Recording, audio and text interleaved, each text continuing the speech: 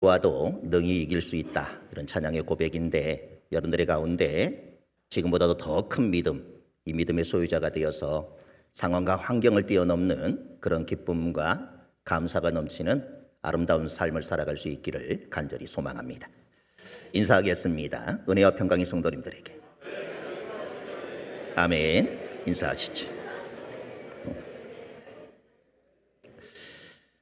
오늘도 하나님을 예배하기 모인 여러분 모두에게 하나님의 은혜와 평강이 충만하게 흘러넘치기를 소망합니다. 어느 대학교에서 있었던 일이라고 합니다. 영어 강의실에서 중간고사가 진행이 되고 있었습니다. 평소 같으면 필기시험을 치를 텐데 이날따라 교수님이 생활영어 회화시험을 치르겠다 이렇게 말씀을 하십니다. 교수님께서 출제한 문제는 이렇습니다. 두 사람이 한 조를 이루어 가지고 외국에 여행을 갔을 때 일어난 그런 일들을 가정을 해가지고 한 사람은 여행자의 역할을, 한 사람은 현지인 역할을 맡아가지고 서로 대화를 나눠보아라. 이런 문제였습니다. 첫 번째 팀으로 뽑힌 학생들에게 한 사람은 미국 현지인, 한 사람은 여행객 이렇게 역할을 맡겨가지고 대화를 하게 했습니다. 갑작스러운 상황에 두 학생들은 말문이 막히고 진땀을 흘렸습니다. 우리도 그렇지 않습니까? 갑자기 길을 걸어가는데 외국인이 다가오면 그때부터 마음이 떨리기 시작하고 뭔가 한마디 건네면 평소에 알았던 단어도 하나도 떠오르지 않는 그런 경험들이 있을 것 같은데 저만 그렇군요. 다들 영어를 잘하시니까. 그래서 어떻게 해야 되나 고민을 하고 있다가 점수하고 직결이 된 것이니까 그래도 뭔가는 하긴 해야 되겠다 이렇게 마음을 먹었습니다. 그래서 여행자 역할을 맡게 된 그 사람이 뭐라도 해야 되겠다 이 생각에 한참 만에 말문을 열었습니다. Excuse me, 실례합니다. What? 뭐죠? Can you speak Korean? 한국말을 할 줄 압니까? Yes, I can. 예, 할 수 있습니다. 그때부터 두 학생은 마음 놓고 한국말로 대화를 하기 시작했습니다. 자유의 여신상을 보러 왔는데 어떻게 가야 하나 이렇게 물으니까 녹색 버스를 타고 4정거장을 더 가면 됩니다. 이렇게 얘기를 합니다. 이런 식으로 대화가 한국어로 이루어지는 바람에 긴장되었던 그런 분위기의 강의실은 삽시간에 웃음바다가 되었다는 것입니다. 다소 황당한 그런 상황의 전개이긴 하지만 어떻게 생각해 보면 우리가 미국에 가가지고 한국말을 할 수 있는 사람을 만나지 못할 것이다. 그런 생각이 들지 만날 수도 있는 것 아니겠습니까? 그래서 이 대화가 시험의 과제를 벗어난 것도 아니라는 그런 생각이 듭니다. 교수님은 또 똑같이 하는 학생들이 나올 수 있기 때문에 저작권 보호를 명목으로 다음 학생들에게는 같은 방법으로 대화를 하면 F학점을 주겠다. 이렇게 말을 하고 여행자 역할을 맡았던 학생에게는 A 플러스의 점수를 주고 현지인의 역할을 맡았던 학생에게는 A 학점을 줬습니다. 똑같이 시험을 쳤는데 현지인 역할을 했던 학생에게 A 플러스가 아닌 A 학점을 준 것은 미국에 사는 현지인이 한국말을 너무나도 유창하게 해서 약간의 감점으로 적용이 되었다고 합니다. 이야기에 등장하는 두 학생을 한번 생각해 보십시오. 못한다고 해서 주저하거나 망설이고만 있었다. 그러면 좋은 점수를 받지 못했을 것입니다. 영어 회화는 능통하지 못했지만 교수님은 좋은 학점을 주었다는 것이죠. 신학교에서 그런 이야기가 있습니다. 물론 우리 부교육자들은 공부를 잘했으니까 이런 이야기를 모를 수 있겠는데 저와 같이 공부를 못했던 신학생들에게는 이런 이야기가 전해지고 있습니다. 혹시나 모르는 주관식 문제가 나오거든 사도신경이나 주기도문이라도 적어라. 그래야 교수님이 가상하게 여겨서 조금이라도 점수를 주지 않겠나 그런 이야기가 있습니다. 이 교수님과 같은 마음이 우리 하나님의 마음입니다. 뭔가 해보려고 노력하고 그리고 심어보려고 열심을 다하는 그 마음에 감동을 하시고 아름다운 열매를 허락하신다는 것입니다. 노력은 배신하지 않는다. 이 말에 동의하십니까? 그렇습니까? 인구보건복지협회에서 조사한 결과를 따르면요 20대 청년 남녀 가로 500명씩 즉 1,000명을 대상으로 온라인 설문조사를 했다고 합니다. 현대 사회에서 노력은 배신하지 않는다, 이 격언이 통용이 되어지는가? 이에 부정적인 응답이 74%였다고 합니다. 10명 중에 적어도 7명은 이 사회는 불공평하고 이 사회는 불평등하다, 이렇게 생각한다는 것입니다. 그래서 제가 생각해 보았습니다. 노력은 과연 배신하지 않는가? 여러분들의 생각은 어떤지 모르겠습니다. 배신하지 않는다 이렇게 생각하는 분도 계신다고 대답을 했고, 그렇지 않은 분도 계실 것 같습니다. 노력한 만큼 대가가, 그 결과가 나타난다고 생각하는가? 이에 대해서 본 설문조사에서는 연령층이 높아질수록, 즉 사회 경험이 많을수록 부정적인 응답이 나왔다고 합니다. 이 세상을 살다 보니 아무리 노력해도 안 되는 것들이 있더라, 이렇게 생각하는 것입니다. 노력은 배신해도 게으름은 배신하지 않는다. 어떻습니까? 이 이야기는 좀 더 동의가 되십니까? 사실 노력은 사람에 따라서 결과가 달라집니다. IQ가 높은 사람이 1시간 공부하는 것과 IQ가 낮은 사람이 1시간 공부하는 것, 결과가 다릅니다. 그리고 노력의 방향성에 따라서도 결과가 달라집니다. 예를 들면 변호사나 의사가 1시간 일해서 버는 수입과 일반 노동자가 1시간 일해서 버는 수입에는 차이가 있을 수밖에 없습니다. 또한 노력은 외부 요건에 따라 그 결과가 달라질 수 있습니다. 농부가 매년 땀을 흘리며 열심히 일을 하지만 그의 날씨에 따라서 혹은 병충해에 따라서 수확이 달라집니다. 얼마 전에 내렸던 우박으로, 또 몇 주 전에 있었던 그 폭우로 인해서 우리가 농사를 아무리 열심히 지어도 하나님께서 허락하시지 아니하면 우리가 원하는 만큼의 그런 결실을 맺을 수 없음을 우리는 너무나도 잘 알고 있습니다. 그런데 게으름의 경우는 어떨까요? 농부가 일하기 싫어서 게을러서 아무것도 심지 않으면 결국 아무것도 거둘 수 없다라고 하는 것입니다. 즉 노력은 종종 우리를 배신을 해도 게으름은 거의 배신을 하지 않는다는 것입니다. 오늘 본문의 말씀도 그렇습니다. 7절의 말씀은 이렇게 증가합니다. 읽어보겠습니다. 스스로 속이지 말라. 하나님은 업신여김을 받지 아니하시나니 사람이 무엇으로 심든지 그대로 거두리라. 업신여김이라는 단어는 속이다, 기만하다, 우롱하다, 농락하다, 멸시하다, 무시하다, 이런 뜻을 가지고 있습니다. 원어의 뜻은 이보다 훨씬 더 강합니다. 업신여김이라는 말의 원어는 코를 의미하는 단어에서 나왔는데 문자적으로는 코를 위로 향한다, 이런 뜻입니다. 다시 말하면 흥하고 콧방귀를 뀌는 것입니다. 이 말씀의 뜻은 우리가 속이려 해봤자 하나님은 절대 우리에게 속는 분이 아니시니 하나님을 기만하거나 우롱하려 들지 말라는 것입니다. 왜 우리가 하나님을 기만하면 안 되는지, 왜 하나님을 우롱하면 안 되는지 그 이유가 7절 하반절에 있습니다. 사람이 무엇으로 심든지 그대로 거두리라. 콩 심은 데 콩 나고 팥 심은 데 팥 나고 아무것도 안 심으면 아무것도 안 납니다. 우리는 뿌린 대로 수확을 하는 것입니다. 이것을 인과율이라 이렇게 말합니다. 많이 심으면 많이 거두고 적게 심으면 적게 거둡니다. 이것은 성경의 가르침이기 이전에 자연의 법칙입니다. 인간사의 보편적인 삶의 원리입니다. 심는 대로 거두는 하나님의 창조 질서와 보존의 법칙을 인정하지 않고 이러한 원리를 거스르려는 그런 마음은 마치 하나님을 멸시하고 무시하는 것과 같다는 것입니다. 뿌린 것에 대한 열매가 아닌 다른 열매를 거두려는 마음은 스스로를 속이는 것과 같다, 이렇게 말씀하고 있습니다. 따라서 콩을 심었는데 팥을 거두게 해달라, 이렇게 하나님께 구하는 것은 하나님을 조롱하고 경멸하는 것입니다. 하나님을 대적하고 하나님을 욕하고 원망하는 것만 하나님을 경멸하는 것이 아닙니다. 하나님을 빗대어 비아냥거리는 것만 하나님을 조롱하는 것이 아닙니다.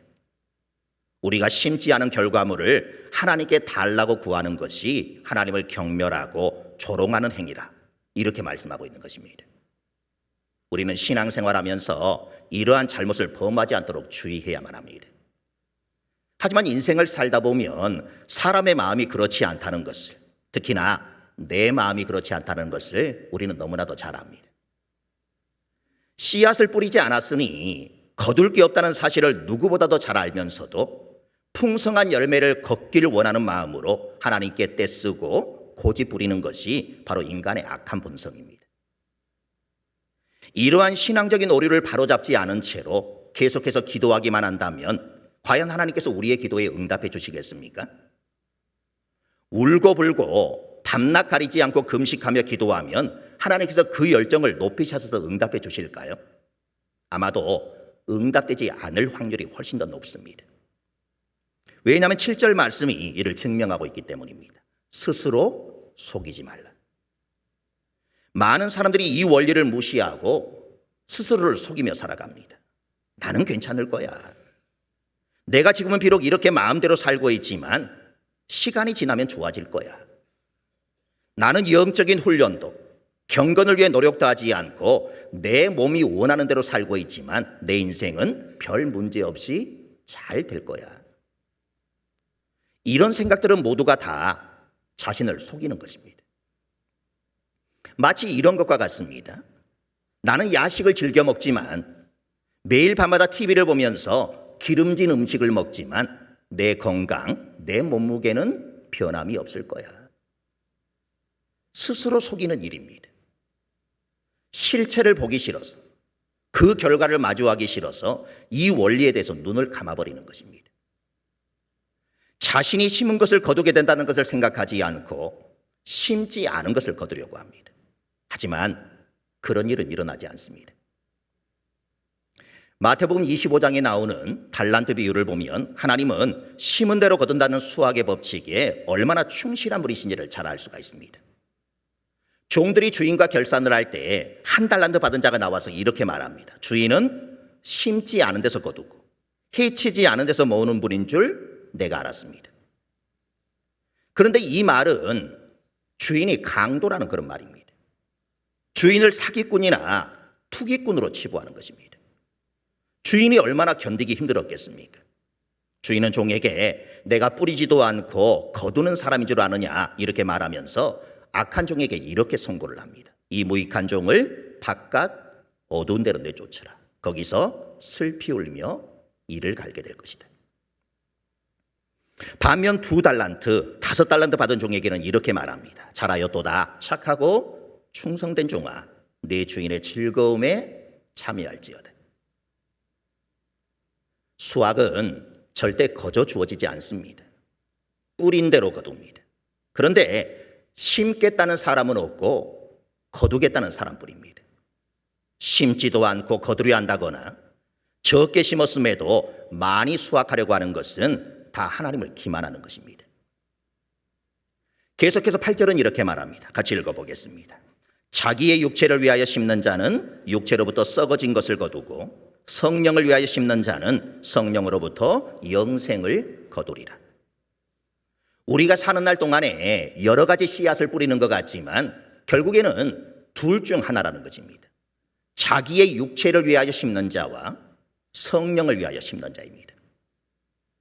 육체를 위하여 심는다라는 말은 육체 안에서 육체 안으로 육체를 향하여 심는다 이런 뜻이고, 성령을 위하여 심는다라는 말도 성령 안에서 성령 안으로 성령을 위하여 심는다 이런 뜻입니다. 신약 성경 전체에서 단 한 번 사용되어진 그런 표현입니다. 여기서 말하는 육체를 위하여 심는 자는 누구며 성령을 위하여 심는 자는 누구이겠습니까? 육체를 위하여 심는 자는 세상 사람들이고 성령을 위하여 심는 자는 신자들이겠습니까? 그렇지 않습니다. 오늘 본문은 갈라디아 교회에 보낸 편지입니다. 즉 신자들 가운데 두 부류가 있다는 것입니다. 육체를 위하여 심는 자는 누구를 말하는 것이겠습니까? 육체를 위하여 심는 자는 그리스도인이면서도 오직 본능대로 육체의 욕구대로만 사는 사람을 뜻합니다. 모든 시간과 정열을 육체를 위해 심는 데만 투자를 하는 것입니다. 하나님이 없이 자기 스스로 인생을 계획하고 운영하는 그런 사람들을 의미합니다. 육신의 소욕과 정력을 위해 생각하고 행동하는 그런 사람들을 말합니다. 그런 사람들은 일단 많은 것을 거두고 겉으로 보면 아름답고 완벽하며 현란하고 대단한 것을 거두는 것처럼 그렇게 보여질 것입니다. 세상에서는 칭찬을 듣고 영광을 얻을는지도 모릅니다. 그런데 그것은 다 육적인 것이기에 썩고 마는 것입니다. 그게 바로 육적인 것만을 심는 그리스도인들의 비극입니다. 아무리 많이 거두어도 다 썩어 없어지는 것입니다. 바울은 이들이 심는 씨앗에 대해 명백하게 지적을 하고 있습니다. 갈라디아서 5장 19절부터 21절을 읽어보겠습니다. 육체의 일은 분명하니 곧 음행과 더러운 것과 호색과 우상 숭배와 주술과 원수 맺는 것과 분쟁과 시기와 분냄과 당 짓는 것과 분열함과 이단과 투기와 술 취함과 방탕함과 또 그와 같은 것들이라. 그러나 성령을 위해 심는 자는 놀라운 결실을 맺게 된다고 말씀합니다.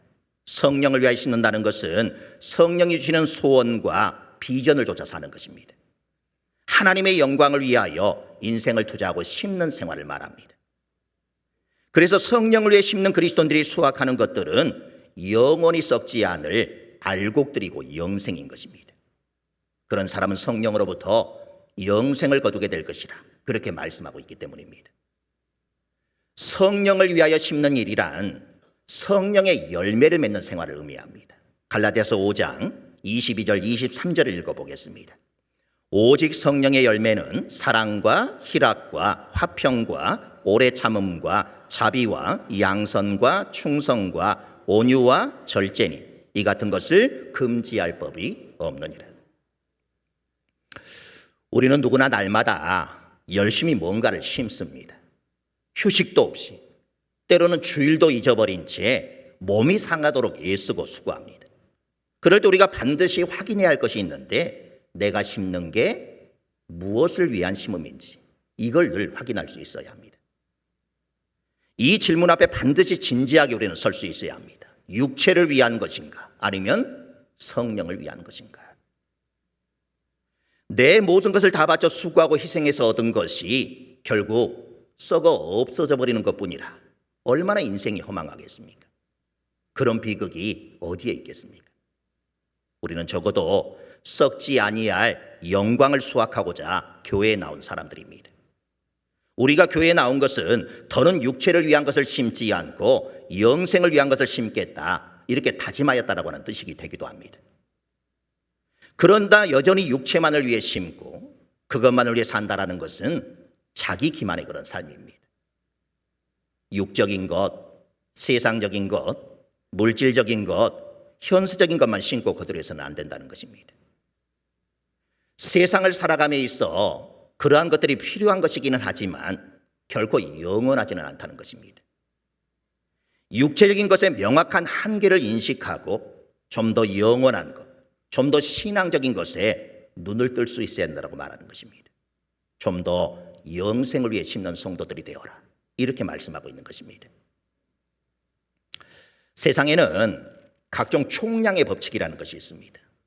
학문적으로 증명이 된 것은 아니고 그저 풍문으로 전해지는 것들입니다. 먼저 공부 총량의 법칙이 있습니다.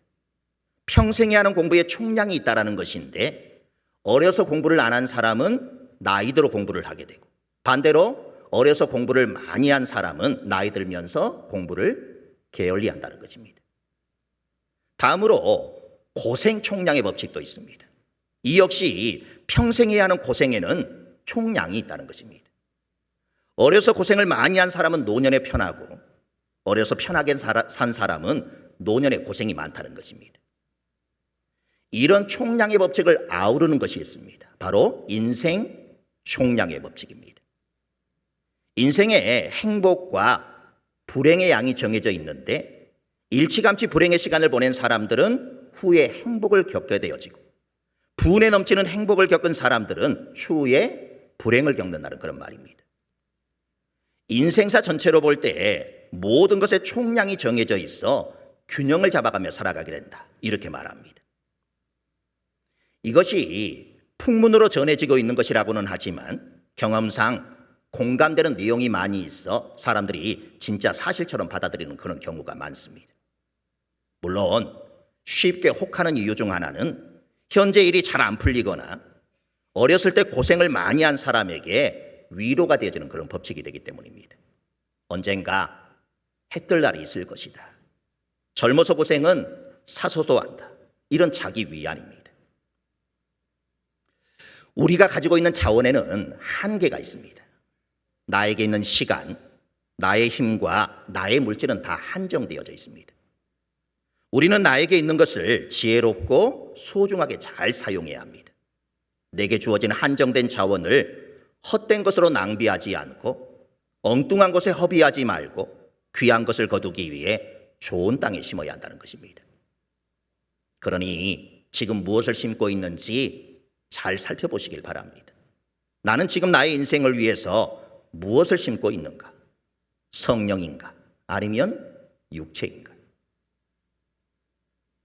우리가 지난 시간에 살펴보았던 솔로몬은 자신을 위하여 큰 사업도 해보고 집들도 짓고 동산과 과원도 만들고 과목을 심고 연못도 만들어보고 많은 종들을 부리고 소와 양떼도 많이 가졌고 은금과 각종 보배와 여러 나라의 진귀한 물품들로 소장을 하였고 노래하는 남녀도 거느렸고 왕후와 후궁들을 1000명이나 거느리면서 이전의 어떤 왕들보다 더 큰 부귀와 영화를 누렸습니다.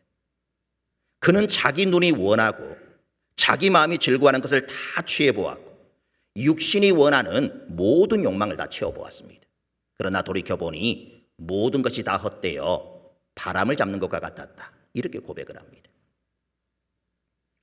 또 하나 우리가 생각해 봐야 할 것은 기도했다고 다 영적인 것을 거두고 영생을 거두는가? 그렇지는 않다는 것입니다. 왜냐하면 어떤 사람은 낮이고 밤이고 엎드려 기도하는데 부르짖는 것은 돈일 수 있고 밤낮 건강만 구할 수도 있고 사업의 형통만 밤낮 부르짖을 수도 있기 때문입니다.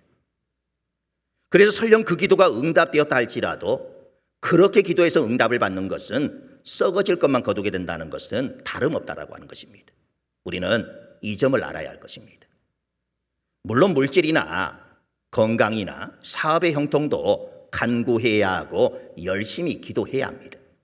그러나 중요한 것은 그것보다 더 열심히 간구하고 더 우선적으로 간구해야 할 것이 그것이 아니라고 말씀하는 것입니다. 예수님 마태복음 7장 16절에서 이렇게 말씀을 하셨습니다. 읽어보겠습니다. 그들의 열매로 그들을 알지니 가시나무에서 포도를 또는 엉겅퀴에서 무화과를 따겠느냐. 무엇을 심었는지는 열매를 보면 알 수가 있다는 것입니다. 왜냐하면 심는 대로 거두기 때문입니다. 가시나무를 심었는데 포도가 열리지 않을 것입니다. 엉겅퀴를 심었는데 그곳에 무화과 열매가 열리지 않을 것입니다. 9절을 계속해서 읽어보겠습니다. 우리가 선을 행하되 낙심하지 말지니 포기하지 아니하면 때가 이름에 거두리라. 사실 이 말씀은 저와 같이 성격이 급한 사람에게는 힘든 그런 성경의 말씀입니다. 한번 생각해 보십시오. 사람이 씨앗을 뿌리는 이유가 무엇입니까? 열매를 거두기 위해 씨앗을 뿌리는 것 아니겠습니까? 나는 그냥 씨앗을 뿌리는 것만으로도 행복하다. 열매는 전혀 관심이 없다.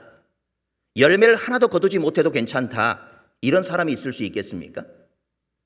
아마 이런 마음을 가진 사람은 거의 없을 것이라 생각합니다. 열매를 전혀 기대하지 않은 채로 씨앗을 뿌리는 사람은 없다고 봐도 무방할 것입니다. 선을 행하되 낙심하지 말아라 이렇게 말씀합니다. 왜 낙심치 말라는 것일까요? 선을 행하는 중에 혹 낙심하는 경우가 있기 때문입니다. 선을 행하는데 왜 낙심하게 되겠습니까? 세상에는 자기에게 베푼 선에 대하여 악으로 갚는 사람들이 있기 때문에 자신이 애써 베푼 선이 쓸데없는 것이 아닌가 이렇게 생각하게 되는 것입니다. 이런 경우 사람들은 낙심하게 되어집니다. 어떤 경우에는 다른 사람을 성심껏 도와줬는데 좋지 않은 그런 결과로 돌아오는 경우도 있습니다. 이때 사람들은 낙심하게 되어지는 것입니다. 그리스도인들도 역시 사람인지라 이런 일을 만나면 낙심하게 되는 것입니다. 내가 지금 무익한 일을 하고 있는 것은 아닌가? 이런 생각이 들 때 낙심하게 되는 것입니다.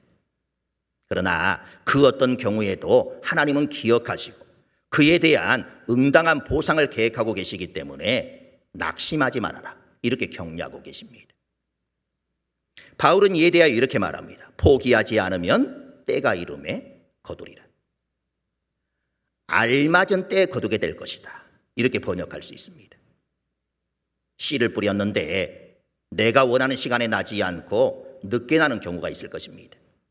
씨를 뿌렸다고 당장 열매를 맺는 것이 아닙니다. 씨를 심는 사람에게 필요한 것은 인내하는 마음입니다. 열매가 열릴 때까지 기다리는 것입니다. 그러나 우리는 서두를 때가 참 많습니다. 기다리지 못합니다. 그러나 풍성한 열매를 맺기 위해서는 기다릴 줄 알아야 합니다. 그날 심어 그날 거두려고 해서는 안 될 것입니다. 오늘 심고 오늘 거둘 수는 없습니다. 또 우리의 시간표와 하나님의 시간표는 다릅니다. 우리는 우리 시간에 하나님이 맞추어 주길 바라고 강요합니다. 그래서 안 이루어지면 낙심하고 상심하며 시험에 듭니다. 그러나 무조건 하나님의 때, 하나님의 시간에 맞춰 살아야 한다는 것입니다. 또 우리가 기억해야 할 것은 밭에 씨를 뿌리고 난 다음에 화창한 날씨만 계속 되어지는 것이 아닙니다. 어느 날은 비가 오고, 어느 날은 강한 바람이 불고, 어느 날은 비가 전혀 오지 않기도 하고, 어느 날은 장마가 오기도 합니다. 그 모든 과정을 다 통과해야만이 비로소 열매를 맺게 되는 것입니다. 그러므로 믿음의 길을 가는 동안 어려움을 당해도 낙심하지 마시길 바랍니다. 당장 눈앞에 분명한 무언가가 보이지 않아도 결코 낙심하지 마십시오. 이 땅에서의 농사는 결실을 꼭 보장받는 것이 아닙니다. 태풍이나 가뭄으로 흉년이 들 수도 있습니다. 그러나 우리가 성령을 위하여 심은 것은 늦어지는 경우는 있겠지만 반드시 결실하게 되어질 것입니다. 오늘 말씀을 통해서 우리의 관점과 사도 바울의 관점이 얼마나 다른지를 알 수가 있습니다. 사도 바울에게 있어서 열매는 열매를 맺을 만한 마땅한 과정을 거친 뒤에 자연스럽게 뒤따라오는 결과물입니다. 여기서 마땅한 과정이라는 것이 무엇이겠습니까? 실망하지 않고 지치지 않는 것입니다. 반대로 우리의 관심은 어디에 있습니까? 과정보단 결과물에 관심이 기울어져 있습니다. 애쓰고 노력하고 헌신하는 과정은 원하지 않고 그저 달콤하고 풍성한 열매만을 원합니다. 적은 노력을 들이고 30배, 60배, 100배의 결실을 얻기를 원하는 것입니다. 그런데 사도 바울은 뭐라고 말합니까? 열매나 결과물에 대해서는 자세히 말하지도 않습니다. 그저 낙심하지 말고 포기하지 말 것을 권면합니다. 어떤 열매, 얼마나 많은 열매, 얼마나 값진 열매, 이런 것에는 전혀 관심이 없습니다. 그저 실망하지 않고 지치지 않기를 권할 뿐입니다. 씨앗을 심었을 때 그 즉시 싹이 올라오면 좋겠지만 그렇지 않습니다. 전자레인지에 넣고 3분이면 먹을 수 있는 음식처럼 씨앗을 심고 3분이면 열매가 맺힌다. 그건 얼마나 좋겠습니까? 하지만 그런 씨앗은 없습니다. 어떤 씨앗이든 시간이 걸립니다. 그래서 때를 기다리며 인내하는 것이 필요합니다. 한 주석가가 이런 말을 했습니다. 그리스도인들은 추수에 관해 어린아이처럼 행동하는 경우가 종종 있다. 그들은 씨를 뿌리고는 당장 그날 거두려고 한다.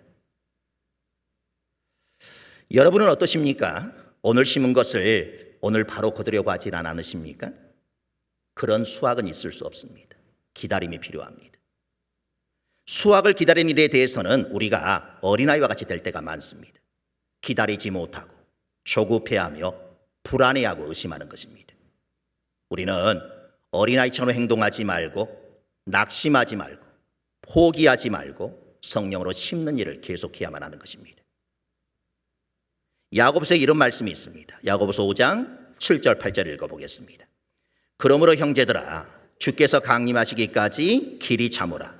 보라 농부가 땅에서 나는 귀한 열매를 바라고 길이 참아 이른 비와 늦은 비를 기다리나니 너희도 길이 참고 마음을 굳건하게 하라. 주의 강림이 가까우니라. 그때를 기다리시길 바랍니다. 생각보다 그때는 더 가까이에 와 있습니다. 그때를 바라보고 기다림으로 참으시길 바랍니다.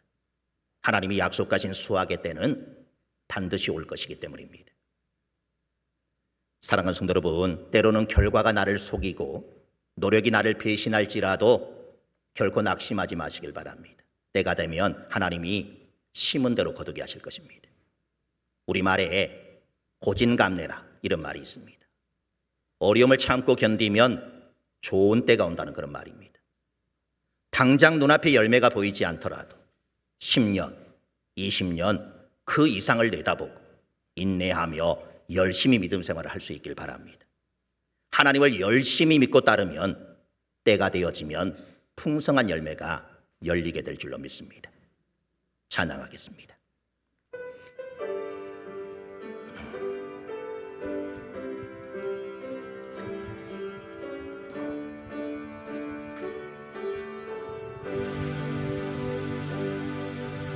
죽도록 충성하라.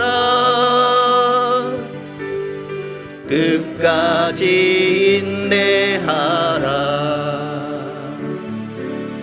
생명의 면류관을 너에게 주시리라. 양물이 돌보아라. 양물이 돌보아라. 양물이 본이 되라. 영광의 면류관을 너에게 주시리라. 면류관을 받아 쓰고 영원한 천국에서 왕 대신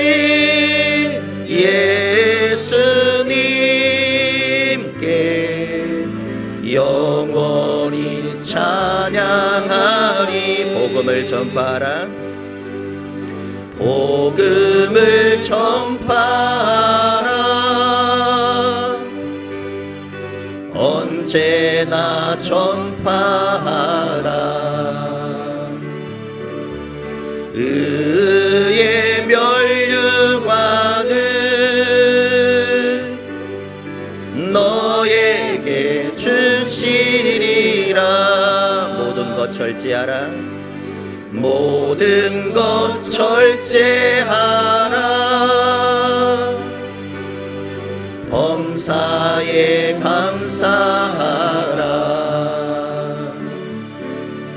기쁨의 면류관을 너에게 주시리라. 면류관을 받아 쓰고 영원한 천국에서 왕 대신 예수님께 영원히 찬양하리. 영원히 찬양하리. 오늘 말씀은 우리에게 이렇게 이야기해 주고 있습니다. 우리가 선을 행하되 낙심하지 말지니 포기하지 아니하면 때가 이름에 거두게 될 것이다. 그렇게 약속하십니다. 때로는 결과가 나를 속이고 노력이 나를 배신할지라도 결코 낙심하지 마시길 바랍니다. 때가 되면 하나님이 심은 대로 거두게 해주실 것이기 때문입니다. 어떤 열매, 어떤 많은 열매, 얼마나 값진 열매, 이런 것에는 하나님은 관심이 없습니다. 그저 실망하지 않고 지치지 않기를 바라는 것이 하나님의 마음입니다. 우리가 그렇게 실망하지 않고 지치지 않고 이 땅의 삶을 살아가게 되어지면 오늘 우리가 불렀던 찬양의 고백처럼 생명의 면류관을, 영광의 면류관을, 의의 면류관을, 기쁨의 면류관을 우리에게 씌워주시겠다, 이렇게 약속하십니다.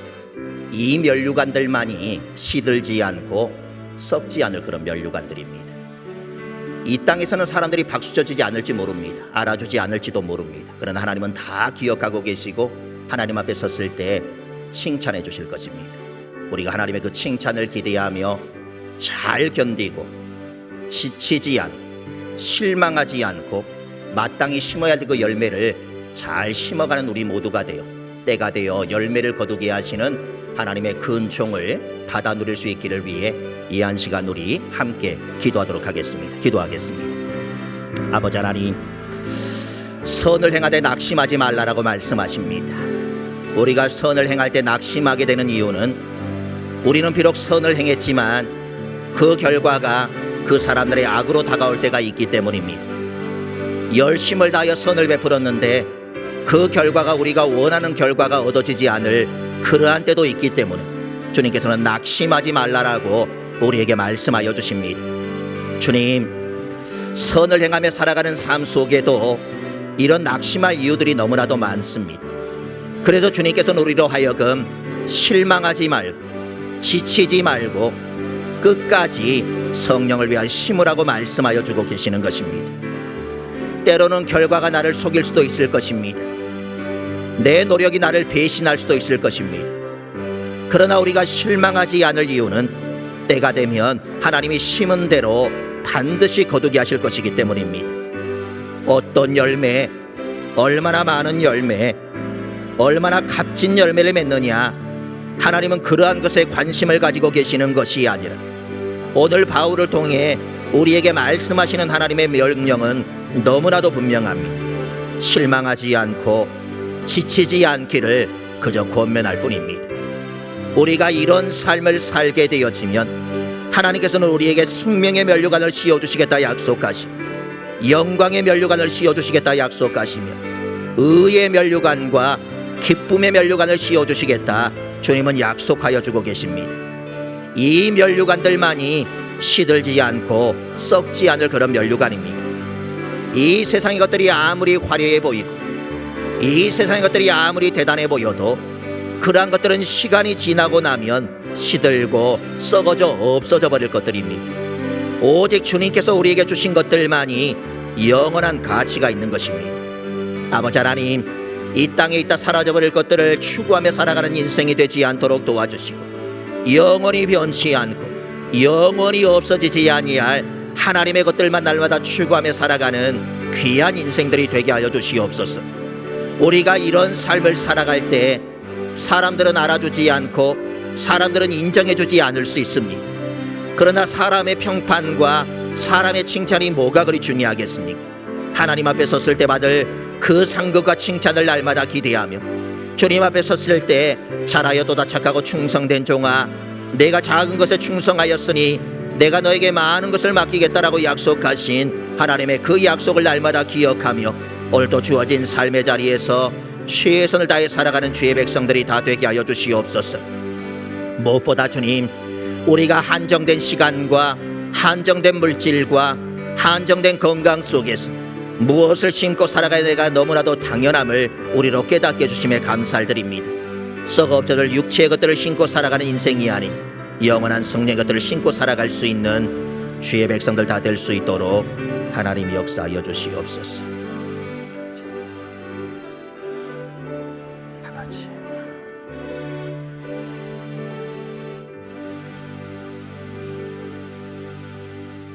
선을 행하되 낙심하지 말아라.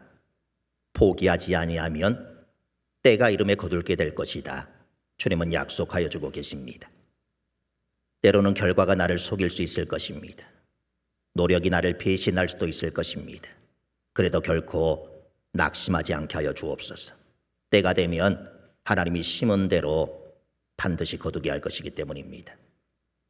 어떤 열매를 맺었나, 얼마나 많은 열매를 맺었나, 얼마나 값진 열매를 맺었나, 이러한 것에 관심을 갖지 않고 그저 실망하지 않고 지치지 않기를 권면하는 바울의 그 마음이 오늘 우리 가운데 찾아오신 주님의 마음인 줄 압니다. 주님, 인생이 아무리 힘들고 어려워도 결코 실망하지 않도록 도와주시고 지치지 않도록 은혜를 베풀어 주시길 원합니다. 그러면 생명의 면류관을, 영광의 면류관을, 의의 면류관을, 기쁨의 면류관을 우리에게 씌워주시겠다 주님은 말씀하여 주고 계십니다. 이것들만이 시들지 않고 썩지 않을 그런 면류관입니다.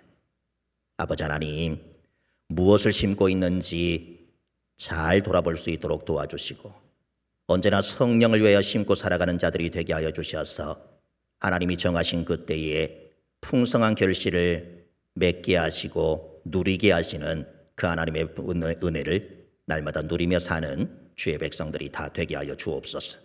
예수 그리스도의 이름으로 기도드립니다. 아멘.